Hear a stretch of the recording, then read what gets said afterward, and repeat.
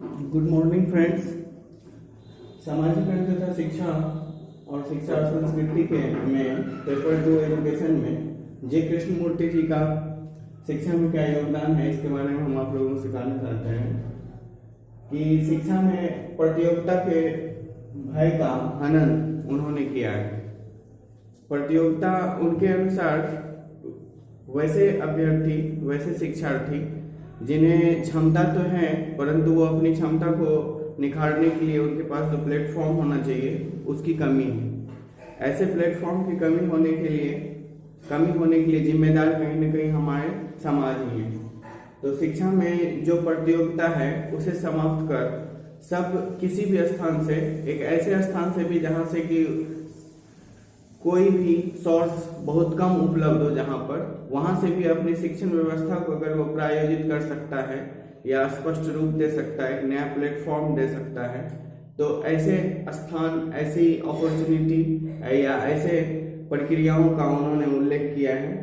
और खास करके जो प्रतियोगिताएं होती है कुछ बेहतर करने के लिए, वो करना है, बेहतर करने का स्वप्न होना है, परंतु उस तरह की प्रतियोगिताएं जो एक दूसरे को हानि पहुंचाती है उसका उन्होंने विरोध किया है। मूल्य आधारित शिक्षा को, जो शिक्षा है हमारे पास, उसको मूल्य आधारित शिक्षा बनाने का काम किया है। उनका कहना था कि मूल्य आधारित शिक्षा ही मूल शिक्षा है। व्यवहारिक जीवन में बुद्धि और शिक्षा की उपयोगिता पर विशेष रूप से बल दिए हैं और मानसिक क्रांति में शैक्षिक स्तर का ज्ञान का होना अति आवश्यक माना है। उनका मानना था कि जीवन में जितने भी समस्याएं होती है वो मानसिक रूप से होती है, उनकी थॉट के रूप से होती है। थॉट से ही उसे सुख दुख, अच्छा बुरा का अनुभव होता है। तो हम अपनी थॉट, व्यवहार को बदल दें और हमारे थॉट बदलने से ही अगर हमें सुख शांति की प्राप्ति होती है तो हम अपने जीवन में, जो हमारे जीवन में मानसिक उलझन या समस्याएं होती है, उसे हम शिक्षा के द्वारा समाप्त कर सकते हैं। और 5वां बिंदु है शिक्षा में योगदान, की शिक्षा को व्यवहारिक बनाना चाहते थे। शिक्षा की जो रूपरेखा है वर्तमान स्थिति में, उसे व्यवहारिक रूप देना चाहते थे। जे कृष्णमूर्ति जी के जीवन परिचय के बारे में हम कहना चाहते हैं कि उनका जन्म 11 मई 1895 को आंध्र प्रदेश के पल्ली में हुआ था और उनकी मृत्यु 17 फरवरी 1886 को हुई थी। उनके पिताजी जिद्दू नारायणी जी थे, जो थियोसॉफिकल सोसाइटी से रिलेटेड थे। उनके अनुसार शिक्षा पुस्तकों का अध्ययन ही नहीं बल्कि प्रकृति के सौंदर्य का अवलोकन है। अगर प्रकृति में हम विस्तार रूप से देखें तो संपूर्ण रूप को, संपूर्ण सौंदर्य को, उसकी प्रकृति, उसकी विशेषता को देखने के लिए हमें आत्मज्ञान का होना आवश्यक है और वही आत्मज्ञान हमें शिक्षा के रूप में प्राप्त करना है। जबकि शिक्षक पुस्तकालय की बात उन्होंने की है कि पुस्तकालय में तो शिक्षा के बहुत सारे स्रोत होते हैं परंतु वहां पर पुस्तकालय को ज्ञान नहीं होता है। अर्थात ज्ञान जो होता है वो उसके अध्ययन करने की चीज है। यह शिक्षा जो होती है वो उनके कथनों में आवश्यकता और उपलब्धियों से यह परे होते हैं।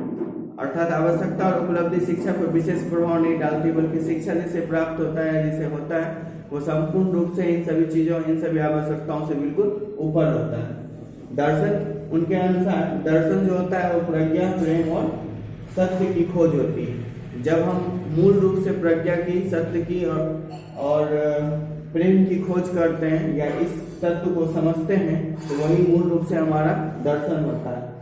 भय से मुक्ति का स्रोत उन्होंने आत्मज्ञान बताया है।